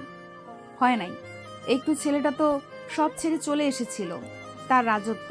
তারপরেও তাকে শান্তিতে থাকতে দেন নাই। জিদের বশে আমাকে নিয়ে গেলেন। তার থেকে কি মনে করেছেন আমি কিচ্ছু জানি না? আরে, আপনি কাউকে ভালোবাসতে জানেনই না। ভালোবাসার মূল্য বোঝেন? ভালোবাসা মানে এটা না যে তাকে কেড়ে নেওয়া, তাকে পেতে হবে। ভালোবাসা এটা, তার খুশি দেখে নিজে খুশি হওয়া। রোজের কথা আরিয়ানের গায়ে লেগেছে। লাগলেই বা কি, আরিয়ান তো আরিয়ানই। আরিয়ান রোজের গাল চেপে বলে উঠল। বলি ফুটেছে তাই না? আমাকে ভালো মন্দ বুঝাস? আমি সাইকো? হ্যাঁ, আমি সাইকো। আমি তোর জন্য পুরো পৃথিবীকে শ্মশান বানাই দিতে প্রস্তুত। শুনতে পারছো? সর্বশেষ শুনতে পারছো? সবশেষে আমার তোকেই লাগবে। আরে, তোর ভালোবাসা লাগবে না, আমাকে ঘৃণাই কর না। তারপরও আমার কাছে থেকে তোকে ঘৃণা করতে হবে। আমি ছাড়া তোর অন্য কোথাও জায়গা নেই। আমি তোকে ভালোবাসি, আমি তোকে কষ্ট দেব, দরকার পড়লে আমি মেরে ফেলবো। তোর প্রতি অধিকার শুধু আমার। শুনতে পারছিস তুই? আজকে যে ভুলটা, পরশু দ্বিতীয়বার এই ভুলটা করো না। তারপর যে কি হবে আমি জানি না। এগুলো ভাবছিল রোজা। যদি রাজের আগে উনি আসতো আমার লাইফে, তাহলে হয়তো এরকম হইতো না। ওনার প্রতি আমার একটা অনুভূতি জন্মে গেছে। চাইলেও এটা আমি অস্বীকার করতে পারবো না, পবিত্র বন্ধন যতই হোক। এ কারণে হয়তো সে চায় এই অসভ্য মাস্তান লোকের সাথে কাটাতে। ওনাকে আর তার বিরক্ত লাগে না। যদিও রাজের সাথে অন্যায় হয়েছে, কিছু করার নাই, কপালে ছিল। ভাবতে ভাবতে রোজ ভুলে গেল আজকে তো আরিয়ানের দাদু আসবে। তাই তো সকাল থেকে সে নিজের হাতে রান্না করছে। আজকে ওনার সাথে ফার্স্ট দেখা হবে ভদ্র মহিলার সাথে। অনেক কথা হয়েছে তার ফোনে, অনেক মিশুক মহিলা। রোজ রান্নাবান্না করে ফ্রেশ হতে চলে গেল উপরে। আরিয়ান অনেক আগে বের হয়েছে তার দাদুকে রিসিভ করতে। রোজ সব চিন্তা বাদ দিয়ে শাওয়ার নিতে ওয়াশরুমে গেল। গরমে শরীর তার পুড়ে যাচ্ছে, এখন একটু ভালো লাগবে। গোসলের পরে আয়নার সামনে দাঁড়িয়ে নিজেকে দেখছে যে কত চেঞ্জ। তার বিয়ে হলে তো সবারই চেঞ্জ আসে, নাকি তারও আসছে। রোজ আজকে সুন্দর একটা গোলাপি কালার থ্রি পিস পরেছে, আর একটু নিজের মতো করে সাজগোজ করে নিল। তারপর নিচে গেল। এর মধ্যে কলিং বেলের শব্দ হলো। খুলে দিল। দরজার সাথে সাথে একটু পরিচিত মুখের সাথে খুব চোখাচোখি হলো, সাথে সাথে জড়িয়ে ধরল। সে ব্যক্তিও তাকে যত্ন সহকারে জড়িয়ে নিল। আরিয়ান বলে উঠল। ডার্লিং, আমার সাথে এতদিন পরে দেখা হলো, কই আমাকে তো জড়িয়ে ধরলে না? যেই না সতীনের সাথে দেখা হলো তাকে জড়িয়ে ধরলে। আমার থেকে বুঝি সতীন আপন হয়ে গেল? তোর জ্বলছে বুঝি? তুই তো পুরাতন হয়ে গেছিস। এখন থেকে সব ভালোবাসা সতীনই পাবে, বুঝতে পারছিস? হিংসুটে কোথাকার বলে। হেসে উঠল। আরিয়ান বলে উঠল। যাও ফ্রেশ হয়ে আসো, আজকে তোমার জন্য রান্না করছি। তাই নাকি? তাহলে তো খেতেই হয়। অপেক্ষা কর, আমি ফ্রেশ হয়ে আসছি। বলে চলে গেল তার নির্ধারিত রুমে। আরিয়ান চোখ পড়ল রোজার উপর, কিছুক্ষণ চেয়ে থাকলো। আরিয়ানের এমন দৃষ্টিতে দেখে রোজ বলে উঠল। এভাবে কি দেখছেন? আমাকে বলছি আগে দেখেন নাই? তোমার প্রতি তো আমি প্রতিদিন প্রেমে পড়ি, তোমার সবটা তোমার দেখা হয়ে গেছে, এখন একটু বেশি সুন্দর লাগছে। দেখাবে নাকি নতুন করে? চলো রুমে যাই। বলেই চোখ টিপ দিল। আরিয়ানের এমন ইঙ্গিতের কথা শুনে রোজার মুখ লাল হয়ে গেল লজ্জায়। দেখুন। দেখাও, দেখতে চাই আমি। রোজ এক মুহূর্ত এই লোকের সামনে থাকতে চায় না, নাহলে এমন অশ্লীল কথাবার্তা বলে লজ্জা দিয়ে মেরে ফেলবে। তাই সে চলে গেল। আরিয়ানের হাসির শব্দ শুনতে পেল। আরিয়ান ভাবছে কতদিন পরে একসাথে দাদুর সাথে খেতে বসেছে। রোজ আরিয়ান আর দাদুকে খাবার পরিবেশন করে দিচ্ছে এবং সেও খেতে বসেছে। আরিয়ান দাদুকে বলে উঠল। বাহ, সতীন তোর তো দেখি রূপের সাথে হাতের গুলো সেই লেভেলের স্মার্ট। ওর জন্যই বুঝি আমার জামাই তোর প্রেমে পাগল। দাদুর এমন কথা শুনে রোজ লজ্জায় পড়ে গেল। এটা দেখে আরিয়ানের দাদু বলে উঠল, হ্যাঁ রে লজ্জাবতী, আর লজ্জা পেতে হবে না। টেবিলটা একদম খালি খালি লাগছে। কিছুদিনের মধ্যে যেন আমি এই টেবিলটা ফুল পাই, তাহলে দেখতেও ভালো লাগবে। দাদুর এমন ইঙ্গিতের কথা শুনে রোজ আরো লজ্জা পড়ে গেল। খাওয়া দাওয়া শেষ করে সে যার যার রুমে চলে গেল। আরিয়ান অবশ্য বের হয়েছে, তার তো কাজের অভাব নেই। রোজ মাত্র ঘুম থেকে উঠলো, বিকেলে যে ঘুমিয়েছিল। এখন 8টা বাজে, এতক্ষণ ঘুমিয়েছে ভাবতেই অবাক লাগছে। ফ্রেশ হয়ে বের হলো দাদু খবর নিতে। অবশেষে চাও করে নিয়ে এলো। দাদুর রুমে গিয়ে দেখলো দাদু বসে পেপার পড়ছে। কি করা হচ্ছে সতীন? সতীনের কি আমার খবর নেওয়ার সময় আছে? জামাই রাইখা কি যে বলো, চলে আসলাম, নাও চা। নাচবো? ছোট পোলাপনের মতো 3 পিস পরে আসোস কেন? বিয়ের পর বউদের শাড়ি পরতে হয় সব সময়। দাদুর কথা শুনে রোজ কিছুটা চমকে গেল, বলল, আমি এইটাতেই ঠিক আছি দাদু, আর আমার শাড়ি নেই, আমি শাড়ি পরতে পারি না। এতবার সাথে আসতো মিষ্টি মেয়েটা। মিসেস চৌধুরী নিজের একটা শাড়ি পরিয়ে দেয়। শাড়িতে রোজকে অসম্ভব সুন্দর দেখাচ্ছে। মিসেস ইউন শুহ যদিও এত বড় নাতির দাদু, তারপরেও তার ফিগার সে মেনটেন করে রেখেছে। ব্লাউজটা রোজ একটু ডিল হয়েছে, কিন্তু অনেক সুন্দর দেখাচ্ছে। রোজ খেয়াল করে দেয়ালে বড় একটা ছবি, যা দেখে মনে হচ্ছে পুরো পরিবার ওদের। তবে সেখানে একটা মেয়েও আছে, আরিয়ান, মিসেস চৌধুরী এবং আরও 2জন ব্যক্তি ওর সঙ্গে। ভাবছো তো ওরা কে? হ্যাঁ, ওটা আমার ছেলে আর ছেলের বউ, তোমার শ্বশুর শাশুড়ি। এই পুরো বাড়িতে এই একটা মানুষ আছে যে কিনা প্রাণ খুঁড়ে কথা বলে। তবে জানিস কি, আজকে আমার নাতি তোকে দেখে আবার প্রেমে পড়বে। মিসেস চৌধুরী রোজ হাত দুটো নিজের হাতের মুঠো নিয়ে আসেন। রোজ, আমি জানি আমার নাতিটা বদমেজাজি, রাগী, কিন্তু ভেতর থেকে নরম। তুই একটু মানিয়ে নে ওকে, তোর তরল মনই কঠিন থেকে তরল বানাতে পারবে। রোজ মিসেস চৌধুরীর কথা উপলব্ধি করতে পারে। রাতে রোজ রুমে বসে আছে। মিসেস চৌধুরীর সঙ্গে সন্ধ্যাটা ভালোই কেটেছে। কথায় কথায় রোজ বাড়িটাও ঘুরে দেখেছে। এবারের পেছন থেকে একটা দরজা আছে। এতদিন ধরে বাড়িতে আছে, কিন্তু এই দরজাটা দেখে নাই সে। তবে সেটা একটু পেছন থেকে আবার যেতে গেলেও অনেক কলকাঠি নাড়াতে হবে। সেই দরজার চাবিটা যদি রোজ পায় তবে পালাতে পারবে, কিন্তু এখন পরিস্থিতি ভিন্ন। এখন আর সে পালাবে না, এসব ভাবছিল রোজ। হঠাৎ করেই শক্ত দুটো হাত রোজকে তার বাহু ধরে আবদ্ধ করে নেয়। রোজ কেঁপে ওঠে। আরিয়ানের ঘ্রাণটা বড্ড স্ট্রং। রোজ কাঁপতে থাকে আরিয়ানের বুকের মাঝে। জান, এত ভয় কেন পাও? আমি কি তোমায় খেয়ে ফেলবো নাকি? কথাটা বলে আরিয়ান রোজের চুল সরিয়ে ওর ঘাড়ে একটা কামড় বসিয়ে দেয়। রোজ আহ করে ওঠে।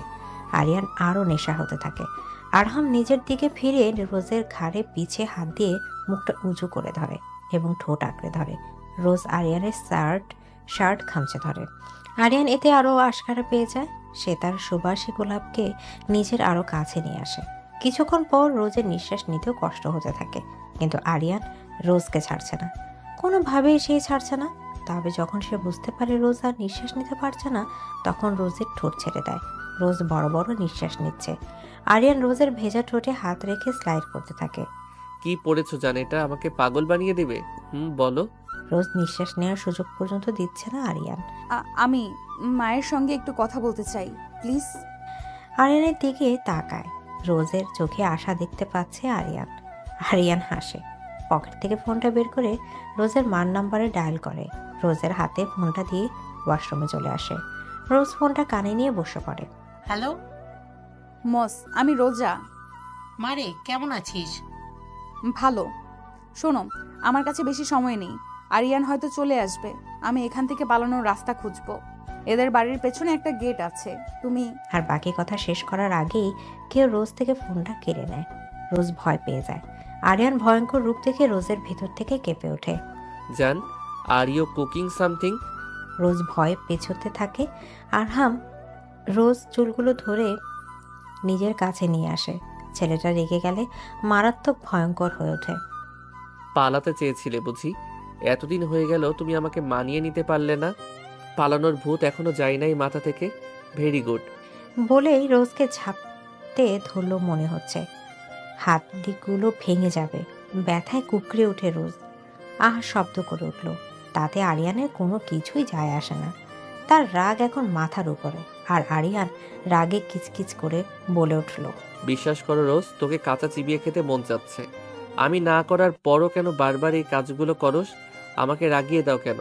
আমি তো চাই না তোমার সাথে খারাপ ব্যবহার করতে, কারণ আমার খারাপ রূপটা তুমি সহ্য করতে পারবে না। বল, পালাতে চাচ্ছিলি কেন? আমি তোকে কিনা দেই নাই, তোকে তো সব স্বাধীনতাই দিলাম। তারপর আমাকে আপন করে নিতে পারিস নাই, তাই বলে কি পালিয়ে যাবি? আমাকে আপন করে নিতে পারুস নাই বলে এখনো তোর নাগরের কথা মনে রয়ে গেছে? ছি, আপনার চিন্তা ভাবনা এত নিচু। আপনি তো একটা অমানুষ। আপনার চিন্তা ভাবনা আর কি ভালো হবে? আমি পালাতে চাই নাই, কিন্তু এখন পালাবো। দেখি কে কি করে। আমি থাকবো না আপনার সাথে। আপনার মতো চিপ মাইন্ডের মানুষের সাথে থাকা সম্ভব না, যার বিশ্বাস বলতে কোনো বস্তু নেই। বলে রোজ চলে যেতে নিল, কিন্তু আরিয়ান হতে দিল না। রোজের 2 হাত নিজের হাতের মধ্যে বন্দি করে নিল। আরিয়ান বলে উঠল, রেড রোজ, আমি এত ভালো না, তুমি যেতে চাইবে আমি যেতে দিব। বলে কোলে তুলে নিল রোজকে। চমকে গেল বেচারি, ভাবতে পারে নাই এমন একটা কাজ করবে আরিয়ান। আরিয়ান থেকে ছাড়ার চেষ্টা করে অনেক ছোটাছুটি করছে, কিন্তু লাভ নাই। আরিয়ান নিজের গন্তব্যে এসে শেষমেশ থামল। আরিয়ান রোজের গালে স্লাইড করতে করতে রোজের দিকে ঝুঁকে যায়। রোজের চোখ বন্ধ করে নেয়। রোজ চোখ বন্ধ হওয়ার সঙ্গে সঙ্গে আরিয়ান চোখ ছোড়ার রোজের ঠোঁটকে আঁকড়ে ধরে। রোজ চোখ খুলতে আরিয়ান চোখে চোখ পড়ে যায়। আরিয়ান প্রথম নিরিবিলে চুমু খেলেও পরে গিয়ে এগ্রেসিভ হয়ে যায়। রোজ আরিয়ানের শার্ট খামচে ধরে, ওকে বিছানায় ধাক্কা দেয়। রোজ কেঁপে ওঠে, ভয়ার্ত দৃষ্টিতে আরিয়ানের দিকে তাকায়। আরিয়ান শক্ত বাহুডোরের ভেতর রোজ সমাহিত হয়ে যায়। রোজের কপালে চুমু খায় আরিয়ান। রোজ আবার চোখ পিটপিট করে তাকায়। রোজ বুঝতে পারছে না লোকটা তাকে ঠিক রাগের আদর করছে নাকি স্বাভাবিক আদর করছে। রোজ চোখ দুটো আরিয়ানের দিকে স্থির। রোজের গলায় মুখ ডোবায়, আর সুবাসী গোলাপের অবিশ্বাস্য মাতাল করা গ্রান আরিয়ানকে কেমন পাগল বানিয়ে দিচ্ছে। আরিয়ান রোজের শাড়ির ভেতর দিয়ে হাত ঢুকিয়ে দেয়। রোজ কেঁপে ওঠে। আরিয়ান হাত রোজের কাতর স্থানে গিয়ে আটকে। রোজ চোখ বন্ধ করে বিছানার চাদর খামচে ধরে। আরিয়ানের হাত রোজের শরীরে বিচরণ করতে থাকে। আরিয়ান লক্ষ্য করে রোজ মুখে যায় বলুক তার শরীরে ওর ছোঁয়াতে রিল্যাক্স করছে। আরহাম রোজের শাড়িটা এক টানে খুলে ফেলে।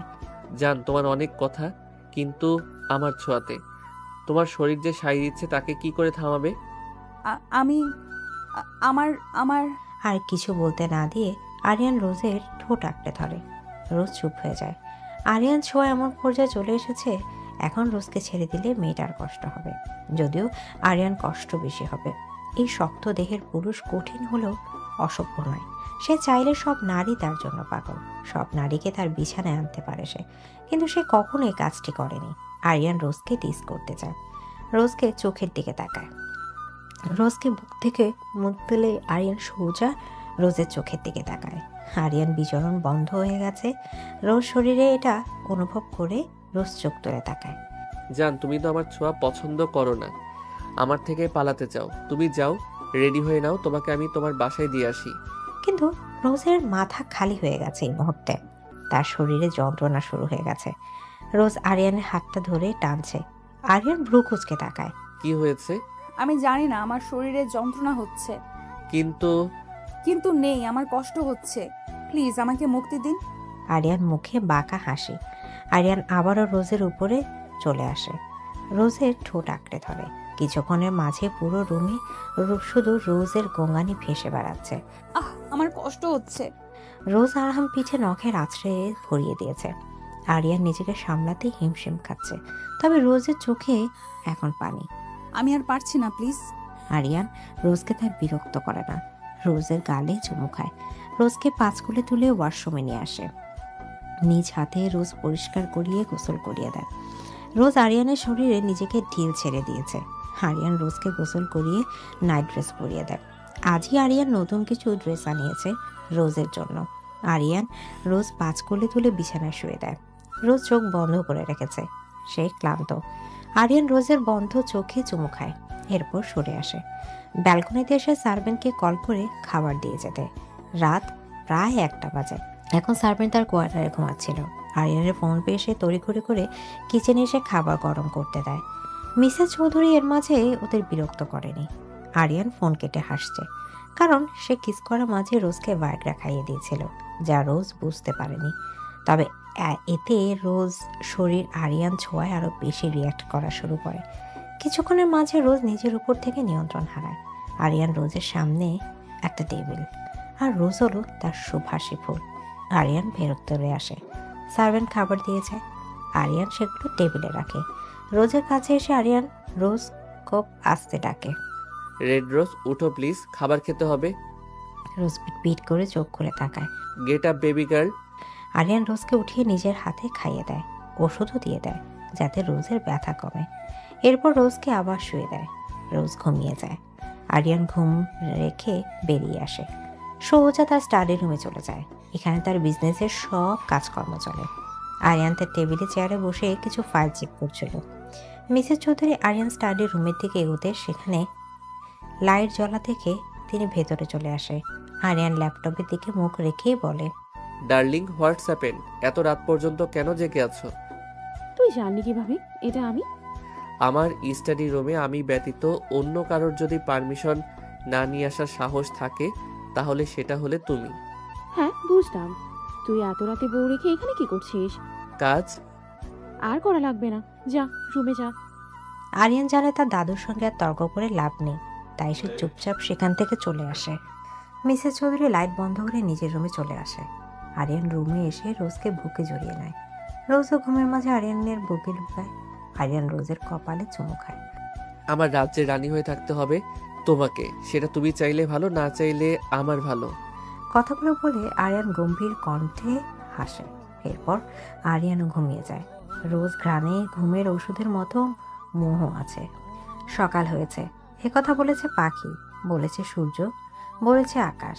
সব সাক্ষী প্রমাণ নিয়ে সূর্য মামা যখন পূর্ব আকাশে উঁকি দেয় তখন রোজের চোখে রোদের এক ঝলকানি এসে পড়ে। রোজ একটু নড়তে গেলে শরীর ব্যথা অনুভব করে। রোজ চোখ খুলে পাশে আরিয়ানকে দেখতে পায়। কি মিষ্টি দেখা যাচ্ছে, ওকে এত সুদর্শন লাগে, মায়াবী। রোজ কালকে রাতের কথা সব মনে পড়তে থাকে। রোজ মনে পড়ে রোজ কাল কিভাবে আরিয়ানকে টেনে ধরেছিল। রোজ ভীষণ লজ্জা পেয়ে যায়।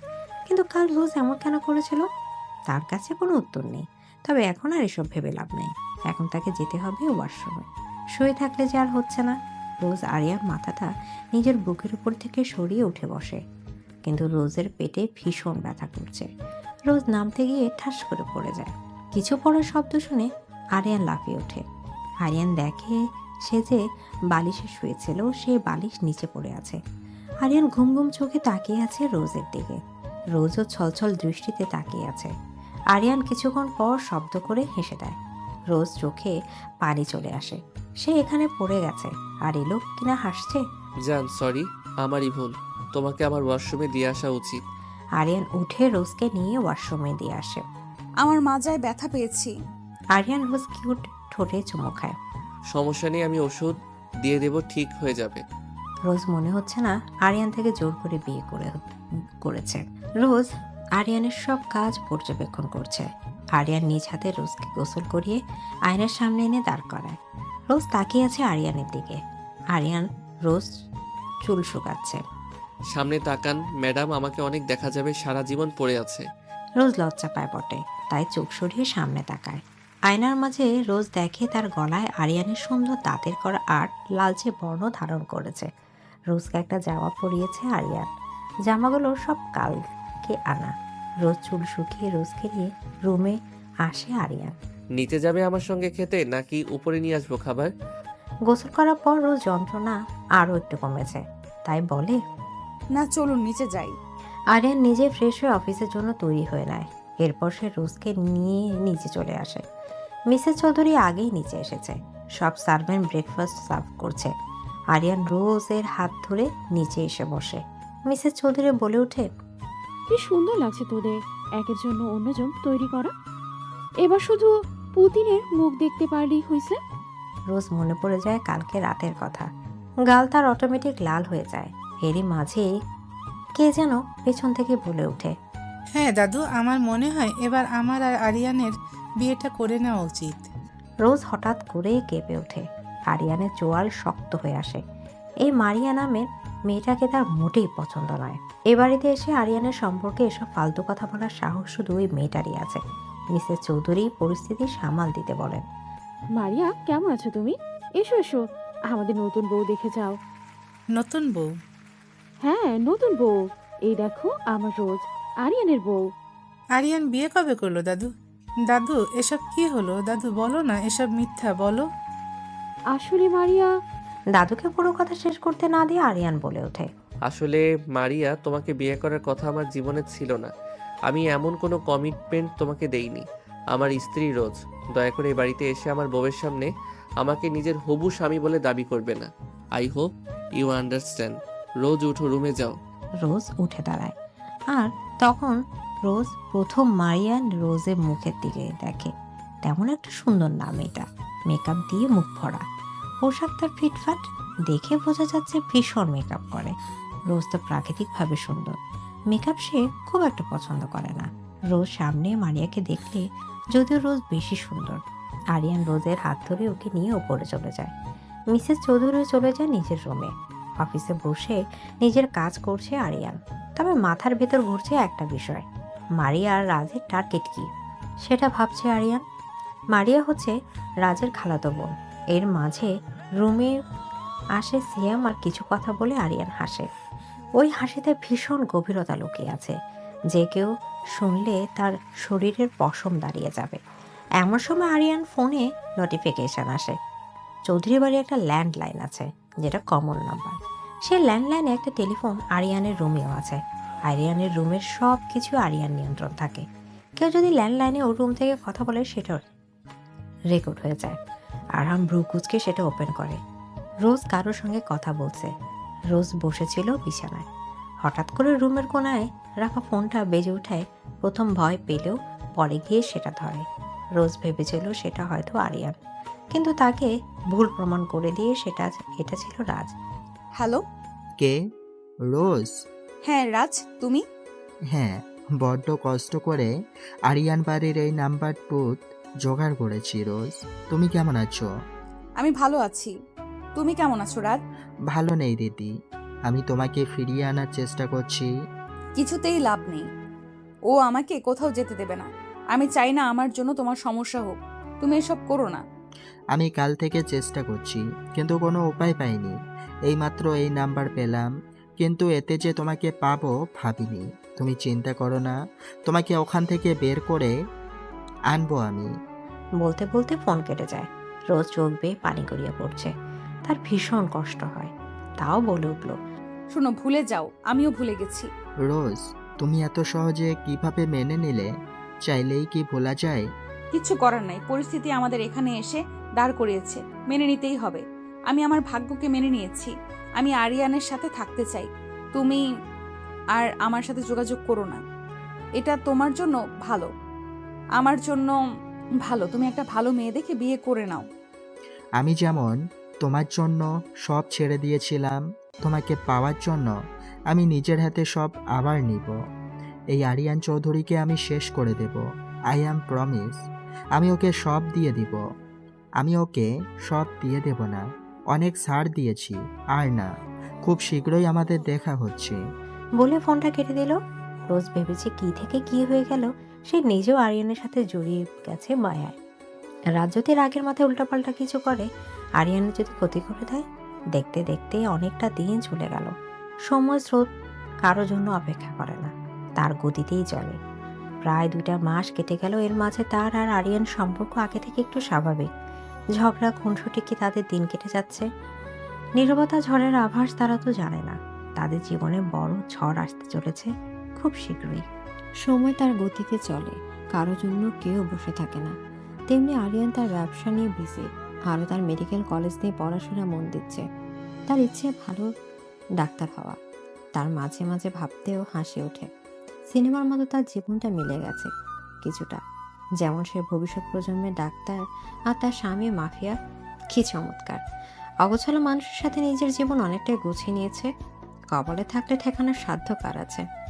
এই মানুষটার সাথে থেকেও এতদিনে এটা বুঝতে পেরেছে পুরো পৃথিবী একদিক দিয়ে, আর সে একদিকে। তাকে এই মানুষটা প্রচণ্ড পরিমাণ ভালোবাসে, যদিও তার ভালোবাসার প্রকাশটা ভিন্ন। সে আল্লাহর কাছে দোয়া করে নামাজ পড়ে। তার ভালোবাসা পূর্ণতা পায় নাই, কিন্তু তার ভালোবাসার মানুষটা এমন একটা মানুষের সাথে জড়িয়ে দেয় যেন তাকে ভালো রাখবে। সে চায় রাত সবসময় ভালো থাকুক, জেনে থাকে যেন যেখানে থাকে যেন ভালো থাকে।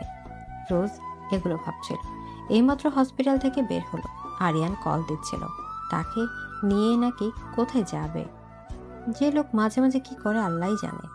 এদিকে আরিয়ান মাত্র একটা মিটিং শেষ করে অফিস থেকে বের হলো। এখন তার একটাই কাজ, তার বউয়ের সাথে দেখা করা, তার সাথে সময় কাটানো। সে তো আর জানে না তার সাথে হতে চলেছে কি, আদৌ কি তার আশা পূরণ হবে, তাদের দেখা হবে তো। সে এখন আর কিছু ভাবতে চায় না। গাড়ি নিয়ে বের হয়ে পড়লো আজকে। সেই গাড়ি চালাচ্ছে। রোজকে মেসেজ পাঠালো একটা। আমি হসপিটালের নিচে এসে তোমাকে কল দিলে বের হবে, এর আগে না, সাবধান। রোজ আরিয়ানকে মেসেজ দেখে হেসে দিল। আরিয়ান গাড়ি চালানোর সময় হঠাৎ করে খেয়াল করলো একটা গাড়ি পিছু করছে। একবার তো লেগে গিয়েছিল, ভাগ্যক্রমে বেঁচে গেছে। হুট করে সে দেখলো তার গাড়ির ব্যাগ কাজ করছে না। শেষমেশ আর রক্ষা হলো না, গাড়িটা ব্যাকফেল করে নির্জন জায়গা একটা গাছের সাথে বাড়ি খেলো। রোজ নাম্বারে কল এলো আরিয়ানের। নাম্বার থেকে সে ভাবলো এসে গেছে, তাই সে হাসপাতাল থেকে নেমে এলো। আবার কল আসলো, রিসিভ করলো। অচেনা কণ্ঠ একটা ভেসে এলো। রোজ বলে উঠল, কে? ওপাশ থেকে একজন বলে উঠল, আমি ডাক্তার রায়ান বলতেছি, পপুলার হাসপাতাল থেকে। আরিয়ান চৌধুরীর ফোনে আপনার নাম্বার পেলাম। আপনি ওনার ওয়াইফ অবশ্যই। ওয়াইফ দিয়ে সেভ করা নাম্বারটা। হসপিটালের কথা শুনে ইচ্ছেমকে উঠল। বলে উঠল, হসপিটালে কেন? উনি কোথায়? ওই পাশ থেকে রাহান বলে উঠল, রিল্যাক্স মিসেস চৌধুরী, নিজেকে শক্ত করুন। তেমন কিছু না, একটা ছোট অ্যাক্সিডেন্ট হয়েছে। আরিয়ান চৌধুরী অ্যাক্সিডেন্ট হওয়ার পর কিছু মানুষ ওনাকে হসপিটালে এনে ভর্তি করালো। আমি আসতেছি। এখনই বলে ফোনটা কেটে দিল আর আরিয়ানের অ্যাসিস্ট্যান্ট সিয়ামকে কল দিল। সিয়াম ফোন ধরতে রোজ বলে উঠল, ভাইয়া আপনার স্যার অ্যাক্সিডেন্ট করেছে হসপিটালে, আপনি তাড়াতাড়ি যান, আমি আসতেছি। সিয়ামকে কিছু বলার সুযোগ না দিয়ে ফোনটা কেটে দিল। সিয়াম এই খবর পেতেই হসপিটালের উদ্দেশ্যে রওনা দিল। গার্ড নিয়ে রওনা দিল। হাসপাতাল থেকে বের হয়ে পড়লো হুট করে। তার মাথাটা চক্কর দিয়ে উঠল, সেদিকে পাত্তা দিল না। আর এখন দরকার হাসপাতালে পৌঁছানো। আরিয়ান অবশ্যই তাকে হাসপাতাল থেকে বের হতে না করেছিল। সে আসা আগ পর্যন্ত, কিন্তু সে তো এই কথা রাখতে পারবে না। উনি অবশ্যই জানলে বকাবকি করবে। রোজ যেই না রাস্তা পার হতে নেবে, অমনি হুট করে একটা গাড়ি এসে আচমকা হাত বাড়িয়ে থাকে, গাড়িতে তুলে নিল। আচমকা এমন হওয়ায় রোজ কিছুটা ভয় পেয়ে যায়। রোজকে ভয় পেতে দেখে পাশে থাকা ব্যক্তি বলে ওঠে, ভয় পেও না, আমি রোজ। রোজ পরিচিত কণ্ঠ পেয়ে চেয়ে দেখে। রোজ চমকে যায়, বলে ওঠে, তুমি আমাকে এইভাবে নিয়ে এসেছো কেন? আরিয়ান জানতে পারলে বিষয়টা কেমন হবে বুঝতে পারছো? রোজের এমন কথা শুনে রোজ হেসে উঠল, মনে হয় মজার কথা শুনল। রোজ বলে উঠল, হাসছো কেন? মারিয়া তুমি? হ্যাঁ আমি, ভাবি তোমার একমাত্র ননদ। মানে? কিছুক্ষণের মধ্যে তোমার আর রাজভাইয়ের বিয়ে হবে। আমি রাজভাইয়ের খালাতো বোন, তো সে সম্পর্কে তুমি আমার ভাবি না। তারপর আমি আরিয়ানকে বিয়ে করব। অবশ্য তুমি আর রাজভাই তো একে অপরকে ভালোবাসো। তুমি এসব কি বলছো? আরিয়ান জানতে পারলে উপায় রাখবে না। কামান রোজ, টেনশন করো না। আরিয়ান যে জায়গায় আছে আর আসতে পারবে না। এতক্ষণ মনে হয় উপরে চলে গেছে। যদিও বেঁচে যায় ভাগ্যক্রমে, তাহলেও সুস্থ হতে অনেক সময় লাগবে। ভাইয়া তুমি কি বলছো? তোমার সাথে তো আমার এমন কোনো কথা ছিল না। তুমি এটা করতে পারো না। চুপ কর তুই। তোর মতো প্রেমিক মরে নাই, তুই তারে পাবি, চিন্তা করিস না। আমাদের বিয়েটা হোক। কখনোই না, আমার বিয়ে হয়ে গেছে অনেক আগেই। আমি আর কাউকে বিয়ে করব না। আজ তুমি এতটা নিচু হয়ে গেলে কিভাবে? রাজকে তো আমি চিনিই না। আমি তোমার জন্য সব করতে পারি। তোমার আমাকে করতে হবে আজকে, কিছুক্ষণের মধ্যেই। বলে রোজ ওড়না দিয়ে মুখ হাত বেঁধে দিল। আর এদিকে বেচার ছটফট করছে। কিছুক্ষণের মধ্যে রাজের বাড়ির সামনে গাড়ি চলে আসলো। রাজ নেমে এসে রোজ খুলে তুলে নিল আর বাড়ির ভেতর চলে গেল। রুমের ভেতরে গিয়ে রুম নিজের হাত মুখ খুলে দিল। মুখ খুলে দিতে রোজ চিৎকার করে উঠল, এগুলো কি হচ্ছে রাজ? তুমি এরকম করতে পারো না। প্লিজ আমাকে যেতে দাও, দোহাই লাগে। আমি তোমাকে বিয়ে করতে পারবো না, আমার বিয়ে হয়ে গেছে। সব ভালোবাসা সব সময় সম্পূর্ণতা পায় না, তাই আমাদেরটাও হয় নাই। রাজ, মানতে হবে বাস্তবতা। আমি আমার বাস্তবতা মেনে নিয়েছি। বিয়ে, মৃত্যু, দিন বিধাতার লেখা উপরে, সব ঠিক করা। আমাদের কিছুই করার নাই। আবেগটা কাজে না লাগাইয়া তুমি বিবেক দিয়ে ভাবো প্লিজ। এই বলে রোজ নিচে বসে কান্না করতে থাকলো। রাজ রোজের পাশে বসলো। কিছুদিনের আরিয়ানকে বুঝি ভালোবেসে ফেলেছ রোজ? রাজের এমন কথা শুনে বলে উঠল, উনি আমার স্বামী, ওনাকে ভালোবাসাটা কি ভুল? আর এটা সত্যি, উনি সবার মতো ভালোবাসা প্রকাশ করতে পারে না ঠিকই, কিন্তু আমাকে ভালোবাসে। আমার প্রতি ওনার কেয়ার, দুই ব্যক্তিটাকে ঘৃণা করতাম, তার প্রতি মায়ায় ফেলে দিচ্ছে। রাজ রোজের কথা শুনে কিছুক্ষণ চুপ থেকে 2 হাত ধরে কান্না করে বলে উঠল, আমার কি অপরাধ ছিল বলো? তুমি আমার ভালোবাসা কি খাচ্ছিল? আল্লাহ তাআলা সব সময় আমার কাছ থেকে কেড়ে নেয়। আজ আমি কিছু শুনতে চাই না। এখন আমাদের বিয়ে হবে, আমি এত কিছু জানি না। আরিয়ানের প্রতি তোমার যে মায়া জন্মেছে সেটা কিছুদিন পর চলে যাবে। রাজ এমন কথা শুনে রাগে দুঃখে চিৎকার করে উঠল, না, কখনোই না রাজ। তুমি যদি সত্যি আমাকে ভালোবেসে থাকো, তাহলে যে তুমি আমার ভালো চাওয়ার কথা, আমি যেখানে সুখে থাকি সেটা চাওয়ার কথা, কই এটা তো তুমি করছো না। এই রাজকে আমি তো চিনিই না।